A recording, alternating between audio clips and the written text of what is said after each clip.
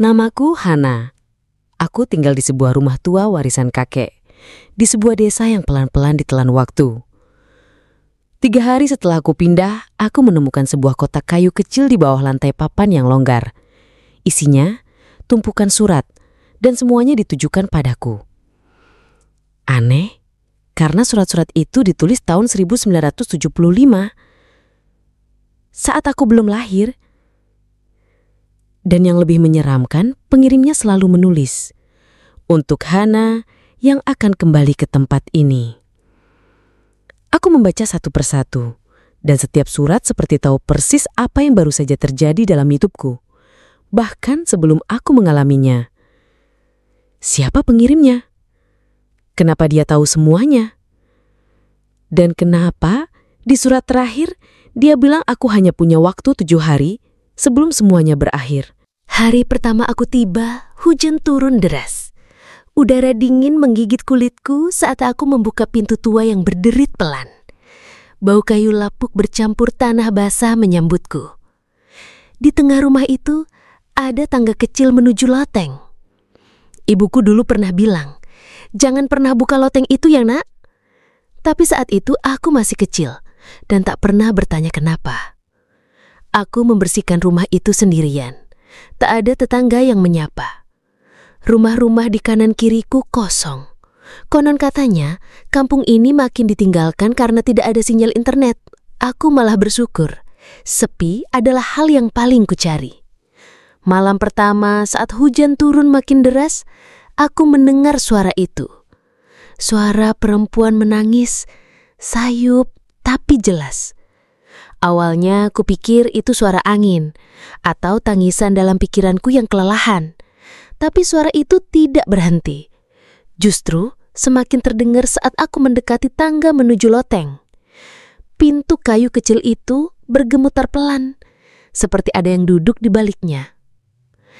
Esok paginya saat langit cerah, aku naik ke loteng. Tangga itu rapuh, tapi cukup kuat untuk menopang tubuhku. Anehnya, pintu loteng itu terkunci. Tidak ada gembok dari luar, tapi juga tidak bisa dibuka dari bawah. Kuncinya seperti terkunci dari dalam. Aku mencoba mengintip dari celah kayu. Gelap total. Tapi ada bau samar parfum mawar seperti yang dulu sering dipakai ibuku.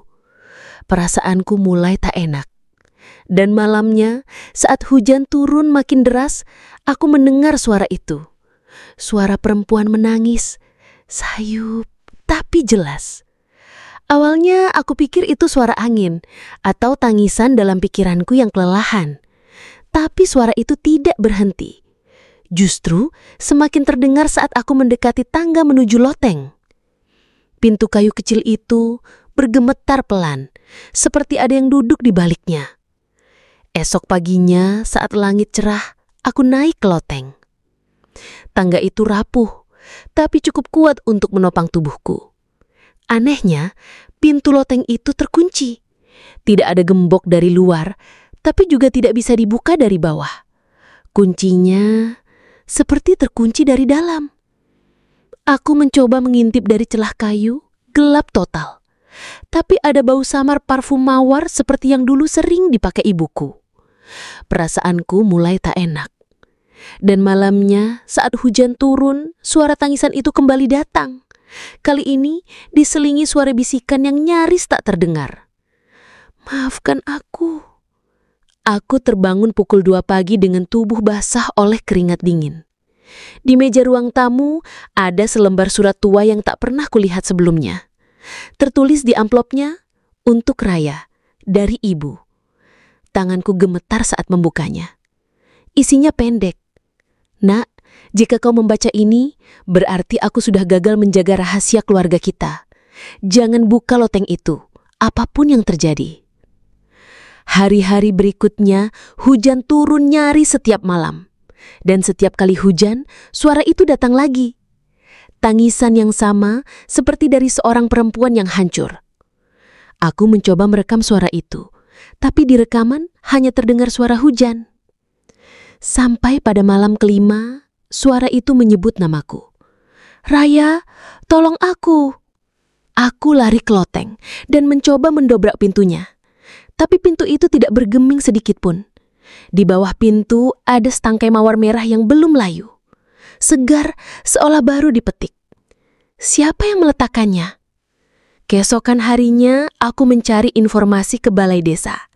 Seorang pria tua bernama Pak Margo memandangku lama sebelum berkata, "Rumahmu itu rumah keluarga Rahman bukan?" "Iya, kakekku namanya Rahman." Pak Margo menghela nafas panjang. "Dulu ada tragedi di rumah itu. Anak perempuannya, Sari, tante kamu, hilang secara misterius. Waktu itu hujan besar, dan sejak itu tak ada yang berani dekat-dekat loteng rumah kalian. Malam itu, aku terbangun jam 3 pagi karena suara derit lantai dari atas. Suara itu seperti langkah kaki. Tapi saat aku naik, pintu loteng terbuka. Lambat-lambat aku menaiki tangga. Cahaya bulan masuk dari jendela kecil di loteng. Di sudut ruangan ada sebuah meja tua dengan sebuah buku lusuh di atasnya. Buku harian. Dengan tangan gemetar, aku membuka halaman pertama. Tertulis, "Namaku Sari. Aku jatuh cinta pada orang yang salah. Dan karena itu, aku dikurung di sini." Aku membaca halaman demi halaman. Sari adalah adik ibuku. Ia jatuh cinta pada seorang pemuda dari keluarga terlarang di desa ini. Kakekku tidak setuju. Ia marah besar dan mengurung Sari di loteng. Berbulan-bulan. Sampai akhirnya ia menghilang. Tapi isi halaman terakhir membuat darahku berhenti mengalir. Aku tahu Raya akan membaca ini suatu hari. Maafkan aku, karena cinta, aku jadi arwah yang tak tenang. Aku tak bisa pergi sebelum seseorang membuka pintu ini untukku. Aku mencari sisa-sisa catatan lama, foto-foto tua, dan akhirnya kutemukan satu artikel koran tahun 1989. Remaja perempuan hilang saat banjir besar, ayahnya mengaku tak tahu menau. Ayah dari remaja itu adalah Rahman, kakekku. Aku merasa muak. Selama ini ibuku menyimpan rahasia kelam ini sendirian.